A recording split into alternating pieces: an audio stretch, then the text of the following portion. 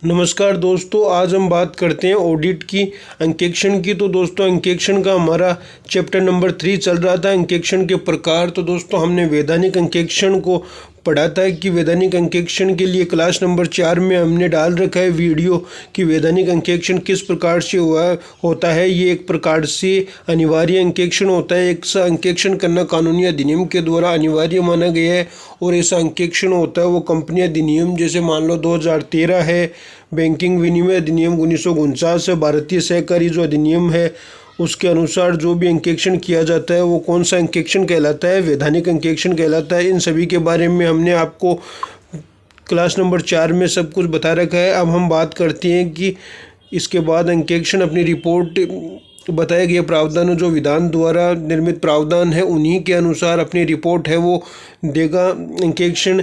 अब हम बात करते हैं कि वैधानिक अंकेक्षण, या आपको इम्पोर्टेंट बताया हुआ है कि वैधानिक अंकेक्षण का कार्य क्षेत्र को बढ़ाया जा सकता है, लेकिन किसी भी कारणवश अंकेक्षण के कार्य क्षेत्र को घटाया नहीं जा सकता, क्योंकि अंकेक्षण का जो कार्य होता है वो विधान द्वारा निर्मित होता है।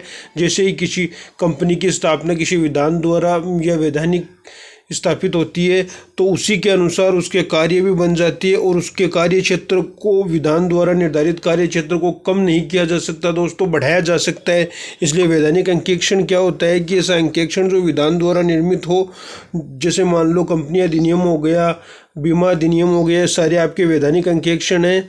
अब हम देखते हैं निजी अंकेक्षण। निजी अंकेक्षण के बारे में हमारी क्लास में बताया हुआ है। निजी अंकेक्षण कौन होता है कि ऐसा अंकेक्षण जो किसी विधान या कानून द्वारा शासित न हो उसे निजी अंकेक्षण कहते हैं। मतलब ऐसा अंकेक्षण जो विधान या कानून द्वारा निर्मित नहीं हो तो वो कौन सा अंकेक्षण हो गया, निजी अंकेक्षण।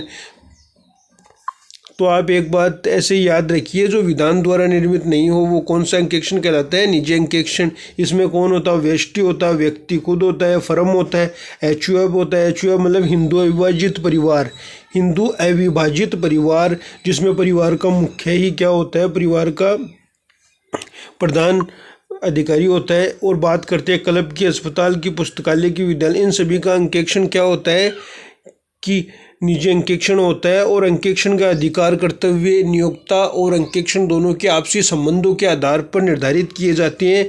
और रिपोर्ट किसको देगा, रिपोर्ट हमेशा इसमें नियोक्ता को रिपोर्ट देता है। वैधानिक अंकेक्षण में अपनी रिपोर्ट किसको देगा, विधान द्वारा बताए गए नियम के अनुसार दी जाती है। अब हम बात करेंगे कि अंकेक्षण के कार्य क्षेत्र को इसमें दोस्तों बढ़ाया भी जा सकता है और घटाया भी जा सकता है, लेकिन वैधानिक अंकेक्षण होता है उसके कार्य क्षेत्र को घटाया नहीं जा सकता, बढ़ाया ही जा सकता है। तो दोस्तों ये आप इम्पोर्टेंट फैक्ट दोनों का डिफरेंस याद रखेंगे। अब हम बात करते हैं सरकारी अंकेक्षण। तो सरकारी अंकेक्षण कौन होता है दोस्तों, मान लो जैसे केंद्र में है, केंद्र में तो केंद्र सरकार करेगी और राज्य में राज्य सरकार अपने जितने भी कार्यालय विभाग, जो सरकारी कार्यालय विभाग है उन सभी का अंकेक्षण सरकारी अंकेक्षण कहलाता है। इसकी नियुक्ति अनुच्छेद 148 के तहत की जाएगी। और किसको की जाएगी इसको अपॉइंटमेंट, तो दोस्तों केग द्वारा कंप्ट्रोलर एंड जनरल ऑडिटर को इसमें नियुक्त किया जाएगा। हम बात करें कि वर्तमान में सीएजी के कौन है, तो दोस्तों वर्तमान में गिरीश चंद्र मुर्मू आपके सीएजी केग है। गिरीश चंद्र मुर्मू याद रखिए, गिरीश चंद्र मुर्मू आपके वर्तमान में सीएजी है। तो ये आपका हो गया केग। अपनी रिपोर्ट कौन से अनुच्छेद के तहत देगा, रिपोर्ट अपनी 151 के अनुच्छेद के तहत देगा और नियुक्ति 148 के तहत। तो दोनों को याद रखिए दोस्तों, 151 और 148।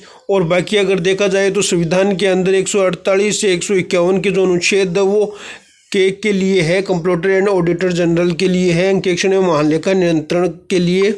अब हम बात करते हैं कि केग द्वारा अपनी रिपोर्ट भारतीय संविधान के अनुच्छेद 151 के तहत।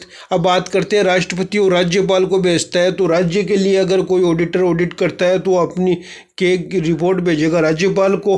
और अगर केंद्र में अगर किसी केग की नियुक्ति की जाती है तो वो अपनी रिपोर्ट भेजेगा राष्ट्रपति को। राष्ट्रपति द्वारा उसकी रिपोर्ट को संसद के अंदर पेश किया जाता है, उस पर टिप्पणी की जाती है और जो भी कार्य होता है वो संसद के अंदर होता है। हम बात करते हैं कि केग के कर्तव्य, उत्तरदायित्व, कार्य क्षेत्र संसद द्वारा बताया गया अधिनियम द्वारा निर्धारित होंगे। तो बात वही है दोस्तों के की नियुक्ति करता है राष्ट्रपति केंद्र की सहमति से, और उसी के आधार पर उसके कार्य क्षेत्रों का निर्धारण संसद द्वारा ही किया जाता है। अब हम देखते हैं के द्वारा प्रत्येक राज्य में एक महालेखाकार की नियुक्ति की जाती है। ऐसा महालेखाकार राज्य सरकार के विभागों या केंद्रीय सरकार के उन विभागों का अंकेक्षण करेगा जो किसी राज्य में खोले गए हैं। अब हम देखते हैं कि के द्वारा प्रत्येक राज्य में एक महालेखाकार होता है, उसकी नियुक्ति करता है, और वो महालेखाकार जो भी ऑडिट करेगा उसकी रिपोर्ट किसको देगा, केंद्र सरकार के उन विभागों की जांच करेगा और उसकी रिपोर्ट देगा केक को, और केक उसी रिपोर्ट को राष्ट्रपति को द्वारा भेजेगा और राष्ट्रपति द्वारा उसे संसद में पेश किया जाएगा। तो दोस्तों ये प्रोसेस क्या रहेगी कि जैसे मान लो राष्ट्रपति है, राष्ट्रपति संसद में रिपोर्ट को रखेगा, और मान लो केग है, केग अपनी रिपोर्ट किसको देगा, केग अपनी रिपोर्ट देगा राष्ट्रपति को, राष्ट्रपति द्वारा संसद में रखी जाएगी और संसद द्वारा उस पर टिप्पणी की जाएगी। तो ये प्रोसेस इसी प्रकार चलेगी। अब हम देखते हैं कि एक अपनी रिपोर्ट यदि केंद्रीय सरकार का कोई विभागीय कार्यालय है तो संसद के दोनों सदनों में तथा राष्ट्रपति के समक्ष रखेगा, यह हमने आपको बता दिया है। यदि राज्य सरकार का कोई विभाग है तो राज्यपाल को, अगर राज्य में है तो राज्यपाल को, केंद्र में है तो राष्ट्रपति को, राज्य विधानमंडल में रखी जाएगी। अर्थात तो राज्यपाल को रिपोर्ट दी जाएगी तो राज्यपाल उस रिपोर्ट को राज्य विधानमंडल के अंदर रखी जाएगी। तो ये आपको फैक्ट याद रखना है। अब हम बात करते हैं निगम, पंचायत समितियों आदि के लिए स्थानीय निधि अंकेक्षण विभाग की नियुक्ति की जाती है। जो पंचायती गवर्नमेंट होती है उसके अंदर, ग्राम पंचायतों के अंदर, इनके अंदर हम बात करें तो लोकल फंड ऑडिटर डिपार्टमेंट होता है, एक अंकेक्षण विभाग होता है, उसके द्वारा ऑडिट की जाती है। अब हम बात करते हैं दोस्तों 2013 में अंकेक्षण की जो धाराएं हैं उसकी बात करते हैं। धारा 139(5) के अंदर सरकारी कंपनी के नियमित अंकेक्षण की नियुक्ति। तो दोस्तों ये आपसे डायरेक्ट पूछ सकता है कि धारा 139(5) के अंडर सेक्शन याद रखना 5 के अंतर्गत किसकी नियुक्ति की जाती है, तो सरकारी कंपनी होती है उनके नियमित जो अंकेक्षण होता है उसकी नियुक्ति की जाती है। बात करें 139(6) सरकारी कंपनी के पूरक अंकेक्षण की नियुक्ति होती है तो वो 139(6) के अकॉर्डिंग की जाती है। बात करें 139 अंडर सेक्शन 7 के अंदर सरकारी कंपनी के प्रथम अंकेक्षण की जो नियुक्ति होती है वो आपके इसके अंदर की जाती है। अब हम देखते हैं सहमति अंकेक्षण। कौन होता है सहमति अंकेक्षण, तो सहमति अंकेक्षण होता है कि दोस्तों मान लो कि केंद्र सरकार या राज्य सरकार से अनुदान प्राप्त करती है कोई भी संस्था, उस राशि तक के खर्चों को अंकेक्षण महालेखाकार द्वारा किया जाता है जिसकी नियुक्ति केग द्वारा की जाती है। और उसके अलावा जो भी खर्चे हैं उसकी नियुक्ति के लिए अगर मान लो कि किसी व्यक्ति से सहमति हो जाए महालेखाकार से, अगर उसके अलावा जो बताए गए कार्य है उसके अलावा अगर अंकेक्षण करवाया जाता है तो वो एक प्रकार का आपका सहमति अंकेक्षण कहलाता है। जैसे अस्पताल, स्कूल, विद्यालय, इन सभी में से नियुक्ति की जा सकती है। ऐसी संस्थाएं यदि अपने खर्चों को भी अंकेक्षण के उसी महालेखाकार द्वारा करवाती है तो उसे सहमति अंकेक्षण कहते हैं। ये हमने आपको बता दी है। आगे हम बात करते हैं दोस्तों सतत चालू अंकेक्षण और निरंतर अंकेक्षण, तीनों एक ही है। सतत अंकेक्षण जो लगातार चालू रहता है, ऐसा अंकेक्षण जो निश्चित व अनिश्चित समय तक अंतराल में किया जाता है उसे चालू अंकेक्षण कहते हैं। ये वर्ष भर चलता है। तो दोस्तों बैंकों में ऐसी संस्थाएं होती है जहाँ कार्य या रुपये पैसे का लेन देन अधिक होता है, वहाँ ऑडिटर क्या होता है कि रोजाना अपडेट रहता है कि हर 2-4 दिन से, सप्ताह से आता है अंकेक्षण और खातों को अपडेट करके चला जाता है। तो यह आपका चालू अंकेक्षण हो गया। ऐसा अंकेक्षण जहाँ लेन देन अधिक हो, बिल्कुल हमने आपको बताया कि बैंकों में ऐसा अंकेक्षण मस्ट होता है दोस्तों। तो यह आपका जल्दी खातों को अपडेट की आवश्यकता हो तब किया जाता है। चालू अंकेक्षण अधिक खर्चीला, कर्मचारियों से अनौपचारिक संबंध। अधिक खर्चीला तो ऐसे होता है कि ये कंटिन्यू अंकेक्षण किया जाता है। अगर मान लो कोई अंकेक्षण साल में एक ही बार अंकेक्षण करता है तो उसका खर्चा भी कम होता है। और कर्मचारियों में आपसी संबंध, क्योंकि अगर अंकेक्षण रोज़ कंपनी के अंदर आएगा, बैंक के अंदर आएगा तो उसमें आपसी संबंध होंगे, वो क्या होंगे, मजबूत होंगे, अनौपचारिक संबंध बन जाएंगे। उसके अंदर धोखाधड़ी और जालसाजी की भावनाएं पनपने लग जाएगी। और हम बात करते हैं कि चालू अंकेक्षण से खाते अद्यतन अपडेट रहते हैं। दोस्तों ये इम्पोर्टेंट फैक्ट है। अपडेट कैसे रहते हैं कि अगर रेगुलर बेस पे कोई अंकेक्षण कार्य करता है ना तो उससे चालू अंकेक्षण अपडेट रहता है। तो उससे क्या है कि खाते अपडेट रहते हैं, हर वीकली खातों का अपडेशन किया जाता है ताकि आगे एनुअली में कोई दिक्कत नहीं हो। अब हम बात करते हैं सामयिक अंकेक्षण, वृत्तीय अंकेक्षण, पूर्ण अंकेक्षण। पूर्णकार एक ही प्रकार का अंकेक्षण होता है, इसे सामयिक बोल दो या वृत्तीय अंकेक्षण बोल दो या पूर्ण अंकेक्षण, चिट्ठा अंकेक्षण, अंतिम अंकेक्षण या वार्षिक अंकेक्षण। ऐसा अंकेक्षण जहाँ व्यवसाय का आकार छोटा हो। पहली बात तो ऐसा अंकेक्षण वृत्तीय अंकेक्षण कब किया जाता है? एनुअली साल के 31 मार्च के अंदर किया जाता है, क्योंकि दोस्तों एनुअली अपन बात करें कि वित्तीय वर्ष कब तक होता है, 1 अप्रैल से 31 मार्च तक वित्तीय अंकेक्षण होता है। तो 31 मार्च तक अंकेक्षण को, खातों को अपडेट करना होता है। तो दोस्तों ये अंकेक्षण किया जाता है वो 31 मार्च को साल के एंडिंग टाइम पे किया जाता है। ऐसा अंकेक्षण जहां व्यवसाय का आकार छोटा हो, लेन देन की प्रकृति सरल हो, रिपोर्ट की आवश्यकता जल्दी न हो, तो वहां ऐसा अंकेक्षण किया जाता है। देखिए दोस्तों, हम जानते हैं कि इस प्रकार का अंकेक्षण में अंकेक्षण अंतिम खाते वित्तीय विवरण बनने के बाद संस्था में आता है और एक ही बार में संपूर्ण अंकेक्षण कार्य पूर्ण कर लेता है। तो दोस्तों एक ही बार में संपूर्ण अंकेक्षण कार्य पूर्ण कर लेता है। इसमें 31 मार्च को अंकेक्षण ऑडिटर आएगा, सारे खातों की जांच करेगा और एक ही दिन में रिपोर्ट बना के तैयार कर देगा। हम बात करते हैं कि वित्तीय वर्ष की समाप्ति के बाद किया जाने वाला अंकेक्षण वित्तीय अंकेक्षण कहलाता है।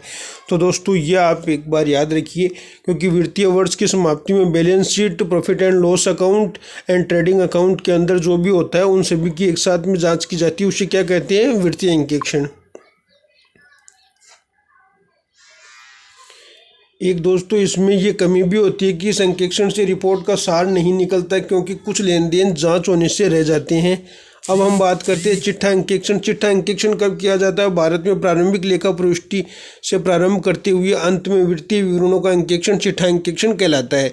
यह अंकेक्षण ऊपर से नीचे या दोनों प्रकार से होता है। दोस्तों भारत में बाहर अंकेक्षण में पहले चिट्ठे का अंकेक्षण किया जाता था और उसमें गड़बड़ी मिलने पर उससे संबंधित लेखा प्रविष्टि की जांच की जाती है। अर्थात ऊपर से नीचे की ओर, मतलब वर्टिकल, एक होता है ओरिजेंटल। तो दोस्तों आज के टाइम में अंकेक्षण कौन सा किया जाता है? ये वाला अंकेक्षण किया जाता है आपका लंबवत। और हम बात करें कि अंकेक्षण हमारे इससे पहले कौन सा चलता था? 2013 के अनुसार ये लंबवत बनाया गया है चिट्ठा।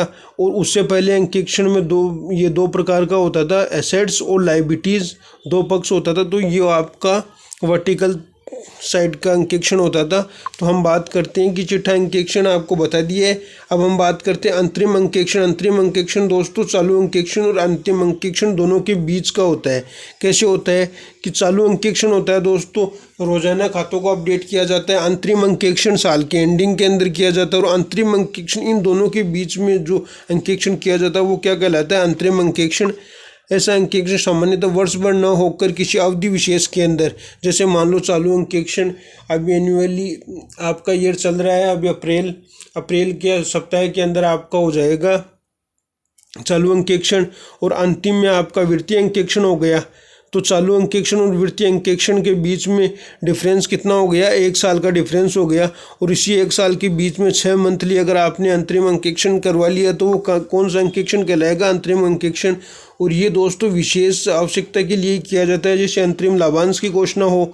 मान लो कंपनी को अंतरिम लाभांश की घोषणा हो, नए साझेदार के प्रवेश, अगर 6 महीने तक कार्य चालू रहा और उसके बाद कोई नया पार्टनर आ गया तो उस पार्टनर के आगमन पर ख्याति का वैल्यूएशन करने के लिए ऐसा अंकेक्षण किया जाएगा। व्यवसाय का प्रतिफल ज्ञात करने के लिए दोस्तों कई बार व्यवसाय का प्रतिफल भी कंपनी द्वारा ज्ञात किया जाता है कि हमारी कंपनी प्रॉफिट में है या लॉसेज में है। तो इसके लिए जो अंकेक्षण किया जाता है वो कौन सा अंकेक्षण कहलाएगा आपका? ये एक प्रकार से आपका अंतरिम अंकेक्षण कहलाता है। अब हम बात करेंगे दोस्तों लागत अंकेक्षण। यदि किसी संस्था की लागत प्रति इकाई सत्यता की जांच करनी हो दोस्तों, लागत अंकेक्षण की क्लास हम आपकी कल से लेंगे। तो दोस्तों कल हम लागत अंकेक्षण से स्टार्ट करेंगे। तो दोस्तों हमारी क्लास को लाइक एंड सब्सक्राइब करना ना भूलें। थैंक यू दोस्तों। ऐसे ही ऑडिट की क्लास आपको 3 या 4 क्लास में कंप्लीट करवा दी जाएगी। फिर हम ऑडिट की जितने भी क्वेश्चन एग्जाम में आए हुए हैं आज तक, आरपीएससी और आरएसएसएम भी अधीनस्थ बोर्ड की 2016 के अंदर जो अकाउंटेंट की एग्ज़ाम लगी थी उन सभी के पेपर आपको सोल्व करवा दिए जाएंगे। तो थैंक यू दोस्तों।